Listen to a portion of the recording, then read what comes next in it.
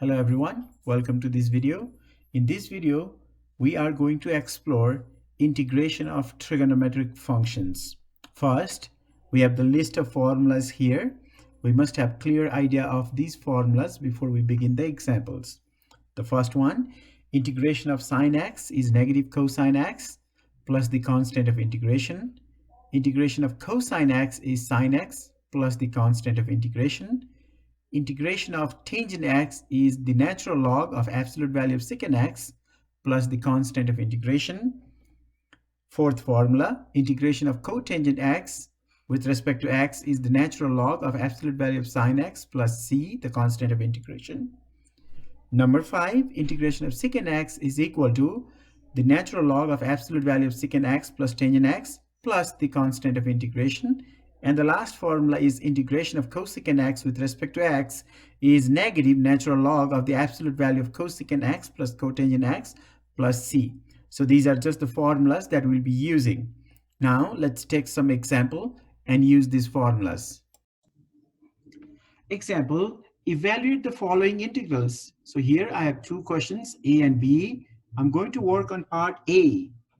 If you look at part A, we have sine raised to 10 theta, which is same as sine theta raised to 10, and then multiplied to cosine theta d theta. Now, if you look at this question carefully, you can see that here is a sine theta raised to 10. This is the composite function. Your inside function is sine theta, and outside function is a power function with the power of 10. And also the derivative of sine is cosine, which is right here in the integral. That means because the derivative of that inside function is right here with the question, we can use the u substitution, where our u is sine theta. So let's do that. Let u equal to sine theta. Here the question is in terms of theta. By using the u substitution, it will go in terms of u. So let's find the derivative with respect to theta. So it will be du over d theta. Derivative of sine theta is cosine theta. If you multiply on both sides by d theta, you get du equal to cosine theta d theta. Now let's perform that substitution. It is integration of sine theta. You can see sine theta is u. So it becomes u raised to 10. U raised to 10. And here I have cosine theta d theta. From here, cosine theta d theta is du. Now you can clearly see the complicated question, which was in terms of sine and cosine and 10th power of sine, is reduced to a simple power function, the integration of power function, which is equal to, if you remember, in order to evaluate the integration of the power function, we increase the power by 1. So it becomes u raised to 11. Divide by the new power, then plus c, which is same as, we are dividing by 11, which is same as multiplying by 1 over 11. Now the value of u is sine theta. So sine theta raised to 11 plus c, which is written as 1 over 11 sine raised to 11 theta plus c. Sine theta raised to 11 is same as sine raised to 11 theta.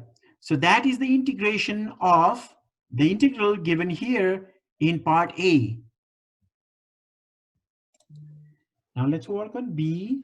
In part B, we have the integration of 3x raised to 4, 3x raised to 4 multiplied to sine x raised to 5. That is our question. So if we look at this question carefully, you'll see that this second function, sine x raised to 5, is the composite function, where the inside function is x raised to 5. Also, if you look at this little more carefully, the derivative of the inside function, derivative of x to the 5 is 5x raised to 4. 5x raised to 4 is not there. Instead, there is only 3. But we can manipulate this and make it a 5. How? Let me show you. That 3 is a constant. I can take it out. Now I have x to the 4 sine x to the 5 dx. What I did is I pulled that 3 out. But what I was looking here is, since my inside function is x to the 5, the derivative of x to the 5 will be 5x raised to 4. So I was looking for 5 there. I was looking for that 5 there. It's not there. So if I write a 5 there, if I multiply this by 5 here, I also need to divide by the 5. So that 5 and 5 will cancel and nothing will change. So I can rewrite the question like this: 3/5 of 5x to the x to the 4 times sine x to the 5 dx.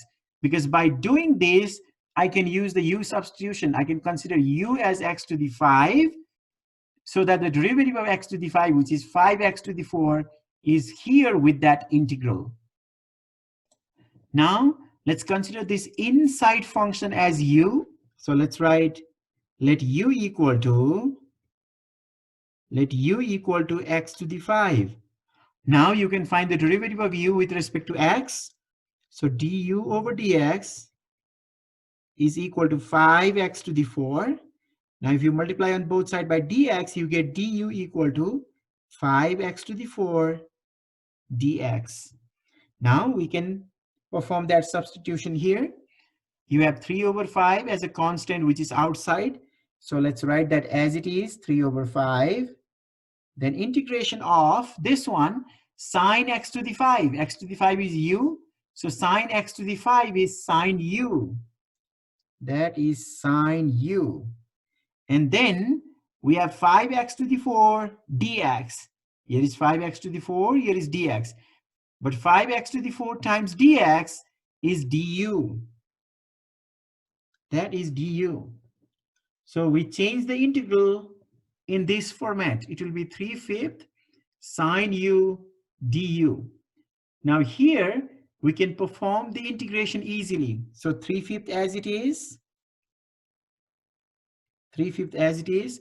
Integration of sine u is negative cosine u. So negative cosine u, because the derivative of cosine u is negative sine u. So the integration of sine u will be negative cosine u plus c. This is my answer, but this answer is in terms of u, but the question is given here in terms of x. So I have to substitute back the value of u, where u is x to the 5. So let's perform that substitution. It will be negative 3/5 cosine u to the 5 plus c. So that is the value of the integral given here in part B. So yes, this is not u to the 5 because u is x to the 5. So this must be x raised to 5. X raised to 5. Example, evaluate the following integrals. I have two integrals here. Let's work on part A. In part A, we have sine squared theta, which can be written as sine theta squared, and then cosine theta d theta. By writing like this, you can see that the first function is the composite function. Your inside function is sine theta. Outside function is a power function with power 2. Derivative of sine theta is cosine theta, which is right here. So since the derivative of inside function is here with the question, we are going to use the u substitution. So let u equal to the inside function. Inside function is sine theta. So u equal to sine theta. So we are going to differentiate both sides with respect to theta. So du over d theta. Derivative of sine is cosine theta. Multiply on both sides by d theta. So that du will be equal to cosine theta d theta. So after we have this, we are ready for the substitution. Let's perform the substitution. This is your u, and there's a squared. So this is u squared. And then cosine theta d theta. Cosine theta d theta is du. Now you can see the question which is given here in terms of theta is completely changed in terms of u. That means u equal to sine theta is the good choice of u. Now we can easily integrate this using the power rule for integration, where it says increase the power by 1, divide by the new power, and plus c. So when you increase the power by 1, it is 3, and the new power is 3, so we are dividing by 3. Now, this is my answer, which is in terms of u, but question is given in terms of theta. So I have to substitute back the value of u. So it will be, we are dividing by 3, which is same as multiplying by 1/3. Your u is sine theta, but you have the power 3, which can be written as sine cube theta plus c. So that is the value of the integral given here in part A. Now let's work on part B. In part B, the question is integration of sine x over cosine squared x, which can be written as cosine x quantity squared du. So here I have the cosine squared x, which is a composite function. The inside function is cosine x, and outside function is the power function. And also the derivative of cosine is, what is the derivative of cosine? If you remember, the derivative of cosine is negative sine. So somehow it is there, but it's not completely there. So what we can do is, derivative of cosine is negative sine. So if I want to make that negative there, I need one negative outside. So negative and negative will be positive. Now, the derivative of cosine x, which is a negative sine x, is here. Now I can perform the u substitution with u equal to cosine x. So let's do that. Let u equal to cosine x. Let u equal to cosine x. Now if you differentiate du over dx, derivative of cosine x is negative sine x. So du equal to, if you multiply on both sides by dx, you get du equal to negative sine x dx. Negative sine x dx. So we can use that information here and make the substitution. Negative sine as it is, then integration of cosine x is u. So we have 1 over u squared. 1 over u squared.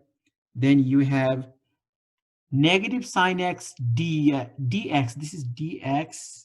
Yes, that is dx. Give me a second there.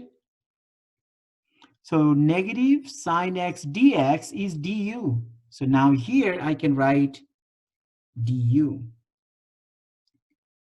which is equal to, now if you look at this one, 1 over u squared is, here is also negative, you can see negative 1 over u squared is the derivative of 1 over u. Derivative of 1 over u is negative 1 over u squared. So integration of negative 1 over u squared is 1 over u, then plus c. That's my answer in terms of u, but I need the answer in terms of x. So I can rewrite this by substituting the value of u equal to cosine x, so 1 over cosine x plus c. 1 over cosine, that is the reciprocal of cosine. The reciprocal of cosine is secant x. So secant x plus c is the value of the integration given here in part B, or that is the integration of sine x over cosine squared x dx. Okay, let's work on this example now. Evaluate the following integrals. I have two parts here, A and B. First, we are going to work on part A. In part A, you can see we have the integration of sine squared theta. If you try to write like this, you can see that this is the composite function. Inside function is a sine theta. Outside function is a power function. Inside function is not a linear function, it's a trig function. Inside function is a sine theta. Derivative of sine theta will be cosine theta, and we don't have cosine theta here in the problem. That means we cannot use u substitution in this one. Instead, we have to use some formulas from trigonometry and then integrate this. If that is, normally whenever we have the powers like this, we change to double angle formula. And if you remember the formula for sine squared theta is equal to, I'm writing that integration sign as it is. Sine squared theta is 1 minus cosine 2 theta divided by 2, and we are integrating with respect to theta.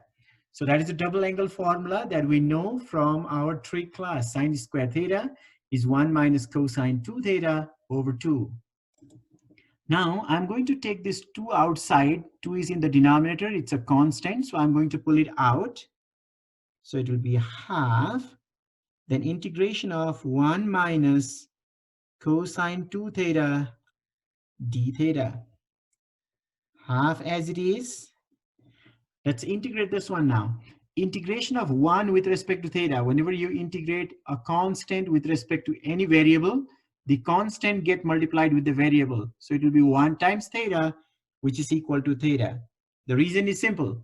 The integration of theta with respect to theta is 1. That's why the integration of 1 with respect to theta is theta. Then minus.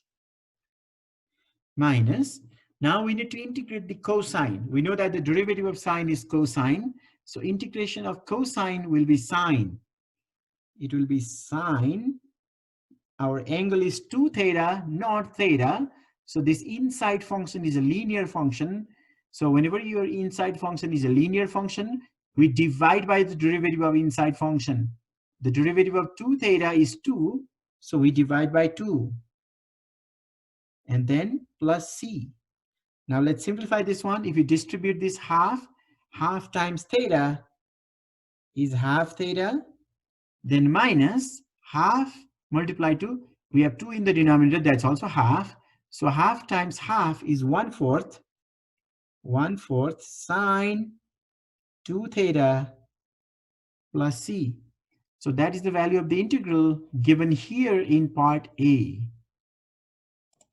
Now on part B, our question is the integration of 2 times cosine 2x dx. This 2 is a constant, you can pull it out. Then you have cosine 2x dx. The derivative of sine will be cosine, so the integration of cosine will be sine. So if you integrate cosine 2x, you get sine 2x, but this one, your inside function is a linear function, so you divide by the derivative of inside function. Derivative of 2x is 2, so we are dividing by 2 and then plus c. And here in that step, you can clearly see you have 2 divided by 2, which is 1, so you can cancel them. And you get sine 2x plus c. So that is the value of this integral to cosine 2x. So by integrating that, we get sine 2x plus c.